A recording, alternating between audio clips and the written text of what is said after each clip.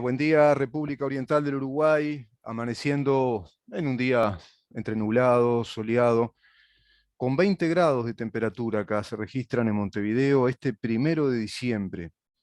Comenzamos a transitar el último mes de este año 2021. Parece mentira, ¿no? Cuántas cosas que ya ocurrieron en este año también. Cuántas cosas. Y seguimos en pandemia, una variante a nivel mundial que plantea, bueno, serios problemas e incertidumbres en materia sanitaria, nuevas medidas sanitarias de parte de países centrales del mundo, podemos decir, países europeos, que vuelven a plantear entonces la estrategia de las cuarentenas, de las restricciones económicas, y eso evidentemente va a afectar en particular a un mercado que está bastante tranquilo, que es el mercado del petróleo, que no tenía una gran tendencia alcista. Y por otra parte va a afectar distintas cadenas económicas, si esto va a seguir así, ¿no? Se están estudios, están viendo inclusive científicos en Inglaterra, especialmente el laboratorio de AstraZeneca y otros laboratorios, si acaso son efectivas estas vacunas o si acaso hay que reforzar la vacunación respecto a esta variante Omicron. También los uruguayos tuvimos ayer y hoy una muy triste noticia con el fallecimiento de Lucas, vinculado a, no se sabe a qué, a una venta de automóviles por Facebook. Resulta que fueron a buscar el coche, se lo robaron, después se enteran sus familiares y amigos que también a él lo llevaron y aparece estrangulado. Un muchacho que, por lo que dicen sus familiares, sus allegados, hoy escuchaba el testimonio de un gran amigo que rompió en llanto en una entrevista radial, era sencillamente un muchacho de trabajo, que buscaba sus sueños como tantos de nosotros, estaba tras sus sueños, un trabajador. Se dice que este ciudadano uruguayo todos los días se iba desde Colón a la calle Maldonado para estudiar en los talleres Don Bosco y recibirse de mecánico automotriz. Siempre fue su sueño. Era un enamorado de los coches, de los motores, de los modelos. Estaba en una etapa inicial de emprendimiento, como tallerista, con su propia empresita, teniendo clientes, arreglando coches. Y pasó esto. Por supuesto que la conmoción es enorme y es una vez más, un asesinato que le puede ocurrir a cualquiera, que fue a través de una red social y de una especie de simulacro en la intención de comprar un vehículo para terminar en esta situación horrenda. Ya falleció, ya es irrecuperable esa vida, ya murió. Se dio con el precio más caro, que son nuestras vidas, únicas, irrepetibles. No volvemos de la muerte.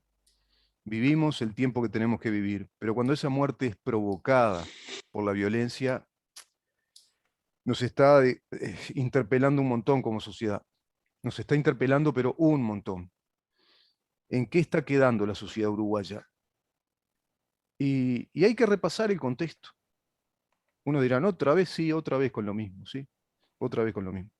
15 años de desarticulación total de la institucionalidad de la seguridad pública, de una benignidad insoportable en materia de, bueno, juicios, penalizaciones, entradas y salidas, ¿no? El molinete ese de la entrada y salida de delincuentes, y acá no se sabe, acá parece que hay distintas teorías, parece que son mexicanos, que están dedicados, bueno, al secuestro express, tantas modalidades del delito hay, porque además es un problema ya de toda la región, del continente. Brasil está cumpliendo una enorme tarea heroica con su aviación de avanzada, derribando un avión del narcotráfico por día. Uruguay ha empezado a aplicar una política mucho más estricta de vigilancia y también captura y cooptación del narcotráfico en todo el territorio nacional, lo vamos viendo. ¿Y por qué digo esto? Porque por lo general este tipo de delitos están vinculados a todo eso, están vinculados a bandas narcotraficantes, están vinculados al delito que tiene que ver con las adicciones, está vinculado a ese tipo de hábitos. Hoy se cumple fecha del fallecimiento de aquel hincha de Peñarol, ¿se acuerdan? Que también esas cabecitas de monos lo tenían como un trofeo, o lo querían tener como un trofeo. Bueno, todo eso evidentemente habla de seres descerebrados, primitivos, ¿no? Básicos, que yo no sé, no me animo a calificarlos en la condición humana. Bueno, pero conviven con nosotros, están en la marginalidad, pero claro, te enterás que el sistema educativo uruguayo expulsa a más del 50%, 55, 58% de los estudiantes en secundaria, no terminan secundaria. Un 42% termina. Es decir, si vos ves un grupo de 10 personas, imagínate hacerlo distributivo, ¿no? Bien teórico. A nivel de todo el país, si vos ves 10 muchachos, es decir, muchachas, muchachos, parece que hay que aclarar estas cosas, 10 jóvenes de 19 años, de esos 10 jóvenes, de esos grupos de 10, 4 terminaron secundaria. 4 terminaron secundaria. ¿Y qué hacemos con esa sociedad? ¿Hacia dónde puede ir un país donde el resto, los 6, no terminaron? Y capaz que además, si te pones a buscar, de esos 6, y no tienen ni siquiera terminado tercer año de liceo, ni el ciclo básico, o lo tienen mal hecho, o están en cuarto y dejaron ahí, o sea, espantoso, realmente, no, es algo muy serio. Bueno, viene una reforma educativa, esperemos que no sea una mera declaración de voluntad o de deseo, que se pueda cumplir. Están ya las voces críticas muy locuaces para con esta reforma que fue planteada desde lo electoral. Y el otro gran tema, que es el que vamos a tratar con el economista Jorge Caumón, a quien agradezco muchísimo que esté otra vez con nosotros después de un viaje al exterior, ya volvió en tiempo y forma, creo que sano y salvo, íntegro, de un tema que también hoy está en el tapete, en la opinión pública, en la locuacidad de un montón de economistas, de analistas, que es, che, ¿será cierto eso de que hay un superávit de 98 millones de dólares porque estamos ante una situación excepcional en ANCAP, que le tiene que vender gasoil, creo que es un gasoil de bajo azufre, a UTE para que UTE le venda energía eléctrica a Brasil, porque Brasil tiene una sequía, o sea, es algo coyuntural, excepcional, y le vende entonces kilovatios, que es la unidad, la medida, la unidad de la venta de energía. Entonces da ese superávit ocasional, dice ANCAP. Pero algunos economistas como Javier Daedo dicen, bueno, para los economistas eso es medio tramposo, porque no es por el lado contable, hay que ver toda la situación fiscal y la situación financiera del ente. ¿Cómo le va, Jorge? ¿Cómo está? Bien, bien, ¿cómo estás? Espero Bienvenido, que ¿eh? estén todos bien. Sí, sí, sí, a Dios gracias, sí, estamos todos bien. Este, Eh, yo, eh, yo ese tipo de cosas, ese tipo de análisis y de discusiones y, y de que está bien que no aumenten, o que está mal que no lo aumenten, o que se calcula, o que el factor, o que yo que sé cuánto, todas esas cosas, mm, es decir, yo las miro, las observo y digo, ¿cuál es el costo social que tiene eso? Es claro, decir, ¿cuánto tiempo se desperdicia claro. en lugar de trabajar en otras cosas productivas? ¿Cuánta ineficiencia? ¿Cuánta gente que pierde el tiempo con todo eso? Perdonen que yo diga todo esto, pero No, sí, sí, voy a justificarlo, obviamente. claro. Me importa tres pepinos si le vendió, no, si ahorró 98 millones o que fijaron el precio. No, no, hay que desmonopolizar. Claro. Si uno desmonopoliza, el mercado, no el Estado, se encarga de fijar el precio. Habrán algunos que dirán, sí, pero nos van a esquilmar porque las privatizaciones traen a una empresa que va a ser monopolista. No, no es así. Si no tiene el título de monopolista, si no tiene la ley que dice vos sos el único, si él cobra mucho más de lo que debe cobrar, o más incluso de lo que debe cobrar en el mercado, Ujú. que hoy lo quiere gobernar el Estado, lo que va a ocurrir es que va a venir otro claro, Y si no alcanza con ese otro, porque se juntan y forman un duopolio, no un monopolio, un exacto, duopolio, exacto. va a venir otro. Ujú, Y si viene otro y forman un oligopolio, muchos ujú, que se ponen de acuerdo, ujú, pero que no tienen el título que les permite solamente, que les permitiría si lo tuvieran solamente a ellos, van a ver hasta lo que se llaman cheating de oligopoly, es decir, burlando al cártel. Va a haber uno que va a decir, che, y si además de vender, ¿cómo que se llama? Tenemos el precio fijado porque somos oligopolistas y ujú, estamos esquilmando al mercado, pero con ese precio yo quiero vender más, pero no puedo porque los otros me fijaron cuánto puedo ujú, vender. ujú, ¿Por qué le fijaron? Porque si no, habría competencia y el precio habría bajado. Entonces fijan lo que hace la OPEP, controlan la cantidad, digamos, que se vende. Entonces dice, pero ¿sabes qué? Vamos a burlar al cártel, a ese oligopolio. ¿Sabes lo que voy a hacer? Con cada vez que llene el tanque, le doy para que laven el auto gratis. O le doy un caramelo, ujú. o le doy un chupa chupa, o le doy lo que sea, ¿viste? Sí, sí. Entonces van a ir a él. Claro. ¿Qué fue lo que pasó con la OPEP, por ejemplo? Mm, Que la OPEP agarraba y todos los países que vendían petróleo, los árabes, ujú, agarraron y dijeron, formamos un oligopolio, es decir, actuemos como monopolio. exacto. Pero para actuar como monopolio, si somos muchos con distintos objetivos y distintos costos, vamos a tener que frenar la venta y ajustar para que el precio sea el de monopolio. Claro, Vamos a tener que producir y vender menos que lo que se produciría y se vendería a un precio más bajo en competencia. claro, claro. Para hacer eso tenemos que fijar cuotas. ¿Tá? Sí. Entonces, ¿sabes lo que hizo al principio Arabia Saudita y Francia? Mm, Agarró, Arabia Saudita le vendía más a Francia y le cobraba el precio del petróleo, sí, el precio que se había fijado por el cártel. sí, No hay problema con eso. claro. Sí, pero ¿sabes qué? Mm, Le pagaba a Francia mm, las armas que le vendía a Francia más sí, caras. claro. En la ¿Tá? balanza comercial, De hecho, le estaba vendiendo el petróleo más barato. No sé claro. si se Sí, por entiende. supuesto, por supuesto. Sí, sí. Entonces, uno ve esas cosas y dice, pero Ujú, vamos a dejar que el mercado, no el Estado, claro, se ocupe de todo esto. sí, Porque el precio es el verdadero atractivo que tienen las empresas. ¿Tá? ujú, Y si hay alguien que se desbanda, no vende. Y si es el único, vendrán otros a vender más claro, barato y van a claro. obligar a bajar. Entonces, todo esto de que fulano es la que, tal entidad es la que fija el precio de paridad, que yo que sé que usan la ganancia que por la venta que le hicieron a no sé quién, a Sí, UTE, sí, no, eso compensa la no suba o cosas por el estilo. Eso es costo social. claro, claro. Sí, Por sí, ejemplo, sí, sí.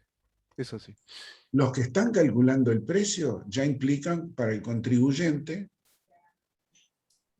un esfuerzo. Hay que pagarles. Hay que pagar impuestos para Claro. pagarle a los que fijan. Serán 3 o 4, no me importa, pero hay que pagar impuestos Mm, para que esos 3 o 4, 20 o 30 de la unidad que es la que fija eso, le tenés que pagar impuestos. ¿Ah? Tenés que pagar el IVA, tenés que tal. el IMESI. Así que ya es al santo botón. Sí, sí, claro. Sí, ahí está ¿Ah? el tema del Número sobrecosto, uno. los factores, el Número factor X. dos. Número dos. Si vos estás pagando impuestos, Mm, generás problemas de recaudación. Tenés que tener gente que los recaude, tenés que tener gente que los controle. Vos, cuando declarás los impuestos que pagás, si son impuestos a la renta, patrimonio, lo que sea, tenés que contratar a un tercero para que te haga los... Entonces, todo eso ujú. serían menos impuestos que otras, Seguro. lo cual Sí, es sí. muy importante. Es Muy importante, sí. importante. Ese costo ¿No? social, Jorge, es muy Y el importante costo porque, social de cosas que no sirven para nada, sí. claro, no, porque ese costo social está en verdad ya montando una industria por el propio mecanismo de la economía del mercado. Ahí está la industria del administrativo, está la industria del que terceriza el ejercicio contable, los contadores a los que hay que llevarles para hacer la rendición después de la declaración jurada, de todo lo que aportamos. Es decir, todo ese aparato ya es un costo social, como usted dice, pero que a su vez se Y el convierte en una control. industria improductiva. Sí, Hay una figura en la literatura que se llama el oxímoron, ¿no? Que es contradictorio en sí mismo, es el adjetivo que contradice el sustantivo. Bueno, una industria improductiva debe ser lo más oxímoron que hay, no lo más contradictorio, pero hay, ¿no? Hay todo un sí, aparato. claro. ¿Sabe por qué yo me reía cuando usted decía esto de que el mercado empieza a fijar sus reglas y empiezan a burlar al supuesto oligopolio o el monopolio? Me acordaba, episodios reales de la economía real que ocurrieron en la historia del mercado. ¿Se acuerda de los chicles Adams Sí, claro. y los Wrigley? Warner Company, compañía, creo que era Sí, Warner o bueno, algo eso lo así. hizo el Warner hijo, Lambert. ¿Eh? algo así, sí, Warner Company, no sé cuánto. Sí, sí, sí, o algo Esa fue así. Creo. la idea Wrigley's del Gum. hijo, claro. ¿Eh? Esa fue la idea del hijo de Adams, cuando queda en la compañía, cuando el padre le da. ¿Por qué? Porque vio que había una competencia, que era Wrigley, que era el otro grande que después pasó a ser la gran compañía de los chicles. Y le dice a todos los chicos, los que producían en el estado en el que ellos producían, si nos unimos y nos hacemos como una gran familia, en vez de competir y destrozarnos entre nosotros, nos unimos, unimos fuerza, homogeneizamos el mercado, y claro, ¿qué hizo él intuitivamente? Estaba creando un oligopolio. Bueno, ese oligopolio empezó a funcionar, y eso permitió que el otro tipo, que era muy emprendedor y tosudo, lo único que hizo fue incentivarle a crecer más. Dice, ¿sabes lo que vamos a hacer? Le decían los empleados, vamos a hacer publicidad por todos lados, vamos a invirtió 84 millones de dólares al tiempo de hoy en publicidad. Pero además de eso, dijo, vamos a ir a todos los ciudadanos de Estados Unidos, así, con esta locura, suena así, y vamos a llevarle el chicle y un regalo. Pero primero vamos a hacer así, le vamos a dar gratis a cada una de las familias los chicles. Pero ¿y cómo vamos a hacer? Tomá la guía. No había internet, ¿eh? Agarren la guía, uno por uno, llaman y van a la casa de cada uno. ¿Saben una cosa? Los vamos a dejar totalmente cooptados, van a ser clientes. Y se dio. Y le ganó el mercado. Y después hacía eso. Les daba un jabón de regalo. Incluso le digo más, cierro el comentario. Los chicles en Ridley surgen por un efecto colateral o imprevisto. Él vendía jabones, pero daba un chicle de regalo. Y en los ejercicios contables, la contadora le dice, mirá que lo que está superando abiertamente la venta de jabones es el chicle, piden por los chicles. Todo lo que se vende es por. Y ahí cambia, ¿no? La pisada y se da ese movimiento que usted dice, que es algo. Es la mano invisible, decía Adam Smith, ¿no? Del mercado. El tema, el tema es que si entramos en esas cosas, a analizar esas cosas, vemos que algunas que son evidentes ¿Sí? se han distorsionado significativamente en cuanto a lo que deben ser. Por ejemplo, vamos a dar un ejemplo, ¿no? Porque esto parece medio teórico. ¿Cuánto más pagamos por el teléfono? Por Por la telefonía el celular, por teléfono me ejemplo. refiero a por el celular, por ejemplo. ¿Cuánto más? Yo no sé, pero estoy seguro que mucho más de lo que deberíamos pagar. ¿Por qué? Yo miro, por ejemplo, la propaganda de las empresas telefónicas, ¿tá? Y veo que hay una empresa telefónica local, que es Ancel, que es Antel, que Antel usa mucho más propaganda que cualquier otra de las compañías que hay. Eso tiene que tener un costo que produce, digamos, que genera, digamos, una vez que se ajusta el precio, un precio mayor que el que correspondería si no hubiera tal cosa. Exacto. ¿Y las demás qué hacen? Y bueno, yo sigo a la líder y agarro y cobro un poquitito menos o lo mismo que la otra. Claro. Entonces, ¿quién paga todo eso? Claro. Cuando se habla del tema de la privatización y todo lo demás, se olvida uno, o de la nacionalización o cosas por el estilo, se olvidan de decir cuáles son los efectos sobre el consumidor. Lo único que dicen es se privatiza. ¿Y cuál es el problema? Claro, claro. ¿Cuál es el problema? Es Claro.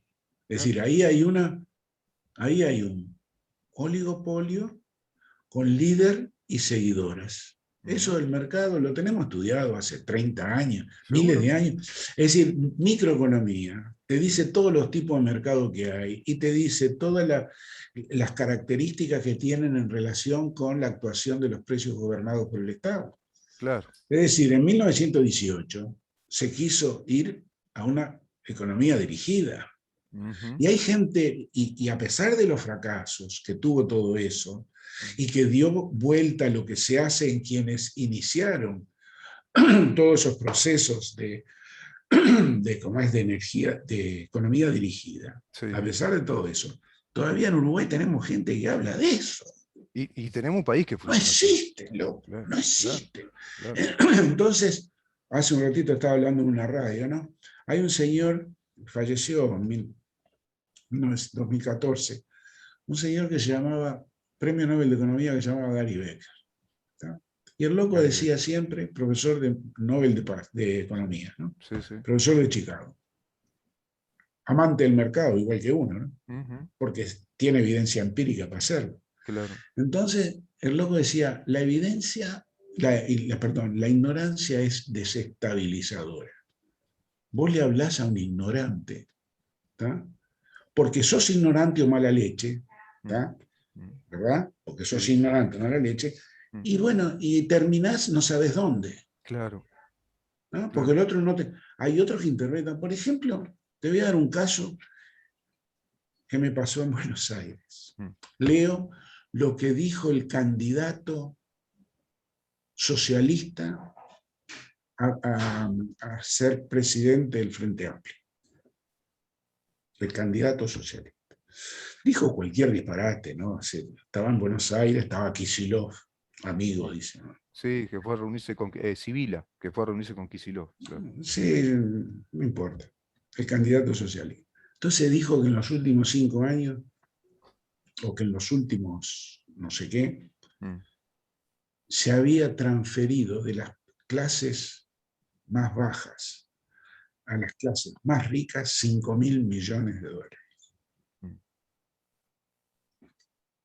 Entonces, yo agarré y dije, pero qué raro, yo ese dato no lo tengo, voy a fijarme a ver cuánto fue el impuesto a la renta a las personas físicas, cuánto fue el impuesto al patrimonio, que generalmente no lo transfieren los de clase baja, sino los de clase alta, ¿verdad? Y no hablé del impuesto de primaria, ni hablé de la contribución inmobiliaria, ¿no? Voy a mirar eso nomás. Bueno, entonces uno ve que 1.800 millones de dólares por año transferís por año, transferís por impuesto a la renta a las personas físicas, que antes no transfería prácticamente nada porque no existía, existían otras cosas. Sí. Transferís casi 500 millones de dólares por el impuesto al patrimonio. Entonces, en los últimos 5 años, más del doble de lo que él dice, que no sé de dónde lo sacó, pero lo dijo, Sí. ¿eh? Sí. Como ignorante o mala leche, uno no sabe, ¿no? Lo dijo en Buenos Aires a un grupo de gente que estaba reunida, uruguayos reunidos en la capital bonaerense, con respecto al tema de la propaganda y todo eso. Pero dijo muchas más cosas, pero no importa. Yo lo que quiero decir es que lo que decía Becker es tal cual. Gary Becker decía, la ignorancia es desestabilizadora. Claro, claro que sí. Claro. El que es ignorante de esa reunión, ¿qué salió diciendo? Y lo que dijo este señor, este tipo. Es decir, quedaron con la idea Entonces, falsa de sí, que la clase más pobre te voy a dar transfiere otra, 5.000. te voy a dar otra. Perdóname que te corte, Rubén, te voy a dar No, otra. no. Hoy se discute el tema de seguir en el Mercosur o flexibilizar el Mercosur. Seguir, pero flexibilizando. ¿Verdad? Sí. Entonces, ¿cómo nos vamos a ir del Mercosur? Más y mejor Mercosur. ¿Recordás eso? ¿Quién lo Sí, dijo? claro, tú me acuerdo, sí. El ministro de Relaciones Exteriores también, ¿cómo se llama? ¿De nuestro país? ¿Cómo? ¿De nuestro país? Sí, lo dijo socialista él, Gargano, Sí, ¿verdad? Gargano, sí, sí. ¿Está? ¿Hace cuánto hace que lo dijo? Y hubo más y mejor Mercosur desde entonces, que ya había sido un desastre Mercosur. Hoy, ¿qué es lo que está pasando en Argentina? ¿Cuál es la influencia que nos trae Argentina a nosotros? No, pero no podemos, no nos compra un nada, ¿no? No, nada. ¿Está? Si está liquidado. 4% de las exportaciones de Uruguay. Sí. Ah, no, pero vienen acá los argentinos en verano y le metes el tema de la, ¿cómo se llama? De la tarjeta de crédito, que no pueden comprar. Ah, ahora le pusieron un Eh, cepo al dólar y un sí, cepo sí, para tienen que pagar en comprar cuotas. solamente el contado, los Al servicios de contado, turismo. sí, sí, ¿Está? Y puedo seguir con otros, ¿no? sí, sí. Te ponen un impuesto, por Bueno, ejemplo, se vienen a los empresarios acá, envases. argentinos, ¿no? Los Sí, no empresarios podés comprar argentinos. dólares. No No, podés. claro. Entonces, pará, loco.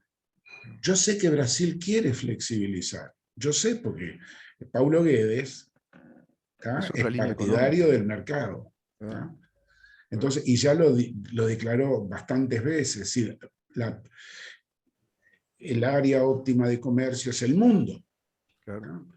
Entonces vos, pero, y seguimos hablando, y entonces lo que decía este candidato socialista Mm. era que cómo nos vamos a ir, que el gobierno de la calle, pará, loco, Sí, sí, sí. ¿Y escuchó usted lo que pará. dice el gobierno actual? ¿Lo que Entonces, la sale a decir? ignorancia o mala fe. Claro. Y bueno, se mezcla, ¿no? Se mezcla. Eh, yo siempre digo lo mismo, lo hablamos con un amigo. Esta gente de izquierda marxista, porque es eso, de izquierda, es el Partido Comunista, Partido Socialista en ese caso, con línea marxista, ellos les importa el relato propagandístico, la verdad no les importa, si es verdad, si es mentira. Fíjese que da un dato como ese, y como usted dice, y bueno, fundamentame el dato. ¿Y de dónde lo sacás ese dato? ¿No? A ver, decime de dónde salen, de qué estudio sale ese dato y dónde está esa estadística, de qué registro sale lo que decís. Entonces ahí comenzamos a hablar y hasta inclusive podemos discutir si esas mediciones son correctas o no. No Pero puedo esta gente atender tira ahora, datos estoy al en un voleo, Zoom. va tirando datos y Hola, claro, la gente impensante, que no reflexiona estos temas, que no tiene estoy en un conocimiento, Zoom. poco como dice el economista común, la gente que es ese auditorio, que no tiene una preparación por lo menos básica en economía, se quedan con la palabra sagrada, entre comillas, de lo que le dice ese tipo en ese momento y así sucesivamente, como está pasando en todos los ámbitos de la economía. Acá hablaban, yo recuerdo, Jorge, ¿se acuerda cuando hablaba la oposición y el sindicato médico, insistían que había que ir a la cuarentena obligatoria y aplicar la renta básica universal? Y en un país con déficit, en un país que tiene un mercado internacional ya restrictivo por la pandemia, donde no había apertura de mercados para nada, todo lo contrario, donde bajaba el Producto Bruto Interno, ¿no? Acá y en todo el mundo, y además con un presupuesto deficitario estamos hablando de pedir más plata, y además para dejar a la gente encerrada. Y bueno, digo, ya son todas cosas que en economía no, sabemos que no funciona claro, eso. yo lo que quiero, yo políticamente no me quiero meter, No, eso ¿tá? corre por mi Pero cuenta, lo eso que corre por... sí, sí, está bien, pero lo que quiero decir es que vos no podés no tener fundamentos para decir las cosas que no son verdad. ¿Tá? Y, Y traje eso a colación sí, porque, así como te dije también, que yo no soy partidario del tratamiento que se hace a los combustibles en el Uruguay. ¿Tá? claro, Es decir, yo soy partidario que era lo que empezamos a hablar. sí. Lo otro lo traje a colación porque no sé por qué fue que lo Porque metimos. estamos Por el hablando, tema estábamos claro. hablando de flexibilizar el mercado. No, y estamos hablando de, como usted plantea, creo que en el fondo es, se está hablando de economía sin hablar de economía. Se está hablando de lo coyuntural, se está hablando de lo que atamos con alambre, lo que vamos remedando, pero no estamos hablando de un plan económico para el país, una política de Estado. Bueno, ¿qué modelo económico va a tener Uruguay? ¿Va a tener un modelo, por ejemplo, en materia de combustible? ¿Va a tener un modelo de mercado? Bueno, no, si no se puede ni discutir. Si saltan de punta con los misiles todos los sindicatos. Y además salta la central sindical que atraviesa el Estado, quedamos con un gobierno cooptado, encerrado, que tiene que hacer los equilibrios, prácticamente es Buster Keaton haciendo equilibrio, y termina Uh-huh. desfigurándose lo que eran propuestas originales. El propio presidente hablaba de desmonopolizar, por lo menos el mercado de distribución del combustible. Y bueno, y no.